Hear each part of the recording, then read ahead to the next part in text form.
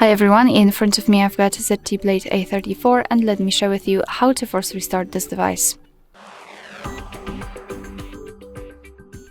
So all we have to do to force restart our device is to press the power button, which is located on the right side of our device, and press it long enough until you'll see the black screen and then the developer's logo. So let's try to do it. Let me press this button and keep pressing.